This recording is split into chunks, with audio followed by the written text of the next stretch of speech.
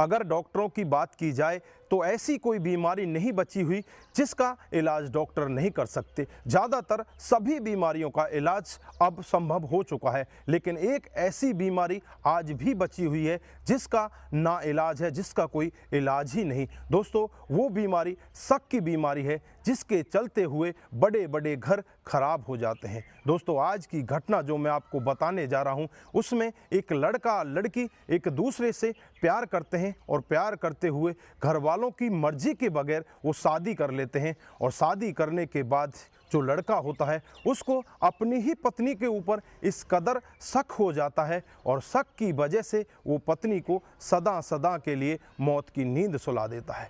दोस्तों, उसका खुद का अपना जीवन तो खराब हो ही जाता है, साथ साथ पत्नी के जीवन को भी खराब कर देता है और घर वालों के जीवन को भी वो खराब कर देता है। दोस्तों, पूरा मामला क्या था, अगर आप भी पूरा मामला जानेंगे तो एक बार के लिए आप भी दंग रह जाएंगे। आइए दोस्तों, जानते हैं पूरा मामला क्या था। नमस्कार, जय हिंद। आप देख रहे हैं APH न्यूज़ राहुल रावत के साथ। तो दोस्तों, आज की जो मैं हकीकत की घटना आपको बताने जा रहा हूं, राजधानी दिल्ली के पूर्वी इलाके में एक जगह पड़ती है जफराबाद। ये जफराबाद की ही हकीकत 13 सितंबर 2022 को मौजपुर के विजय मोहल्ला में एक फ्लैट में एक डेड बॉडी मिलती है। जैसे ही डेड बॉडी मिलती है तो आसपास के लोगों में शोर शराबा हो जाता है और शोर शराबे में से एक व्यक्ति पुलिस को फ़ोन करता है। तुरंत ही पुलिस मौके पर पहुंच जाती है और डेड बॉडी को अपने कब्जे में लेकर उसे पोस्टमार्टम के लिए भेज देती है। जब पूछताछ की जाती है तो आसपास के लोग कहते हैं कि साहब, ये लोग यहाँ पर 1.5 महीने पहले ही आए थे। इसमें जो लेडीज़ होती है जिसकी मौत होती है उसका नाम फातिमा होता है, उसकी उम्र 22 साल, और उसके पति का नाम सहाद्दीन होता है और जिसकी उम्र 23 साल होती है। अब 1.5 महीने पहले यहाँ पर वो आए थे तो उनकी जांच पड़ताल में उनके कागजात खंगाले जाते हैं तो पता चलता है कि ये यूपी के मुस्ताबाबाद के रहने वाले हैं। अब लड़के के बारे में जांच पड़ताल में पुलिस लग जाती है तो लड़के का कहीं भी कोई अता पता नहीं लगता। उसके मोबाइल पर फ़ोन किया जाता है तो मोबाइल भी स्विच ऑफ होता है। अब पुलिस डेड बॉडी को पोस्टमार्टम के लिए भेजकर जब पोस्टमार्टम की रिपोर्ट आती है तो पता चलता है कि उसके गले पर किसी तेज़दार हथियार से वार किया गया है, जिसकी वजह से उसकी मौत हो गई है।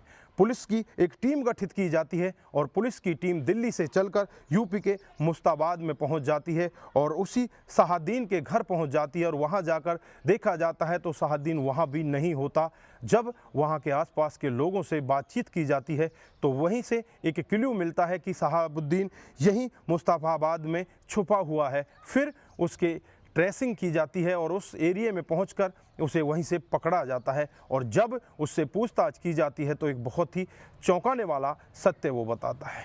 दिन बताता है कि साहब, आज से कुछ दिन पहले मैं अपने बिजनेस के सिलसिले में स्कैप का कार्य करता था। स्कैप के काम के लिए मैं एक दूसरे इलाके में पहुंच जाता हूं और वहीं पर मेरी मुलाकात फातिमा से हो जाती है और मुलाकात के बाद हमारी धीरे धीरे नज़दीकियाँ बढ़ने लगती हैं। नज़दीकियाँ इस कदर बढ़ जाती हैं, हम एक दूसरे को हद से ज़्यादा चाहने लगते हैं, एक दूसरे के साथ प्यार प्रसंग में आ जाते हैं। इस सब के बारे में मैं अपने घर वालों को बताता हूँ, फातिमा भी अपने घर वालों को बताती है, लेकिन हमारे घर वाले इस शादी के लिए राज़ी नहीं होते। लेकिन हम दोनों एक दूसरे के साथ जीने मरने की कसमें खा चुके थे।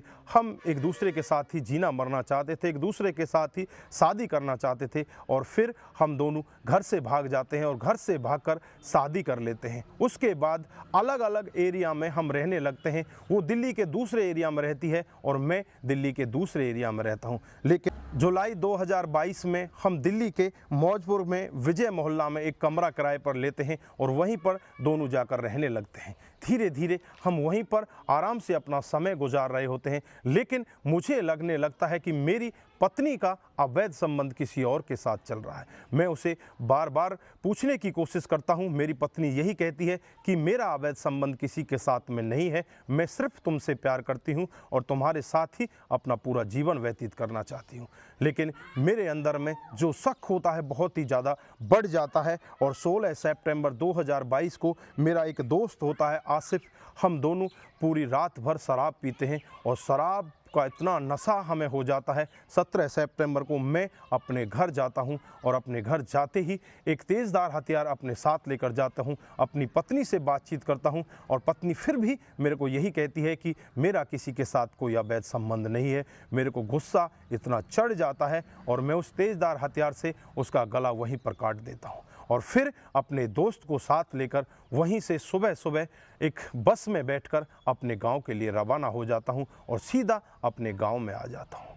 जब पुलिस भी ये सब मामला सुनती है तो पुलिस भी दंग रह जाती है कि जो लड़का और जो लड़की एक दूसरे के लिए अपने घर परिवार को छोड़कर चले जाते हैं और उसके बाद वो बाहर जाकर रहने लगते हैं और फिर उनके शक की वजह से इतने बड़े क्राइम को अंजाम दे दिया जाता है। यहाँ पर दोस्तों आपको किसकी ज़्यादा कमी लग रही है?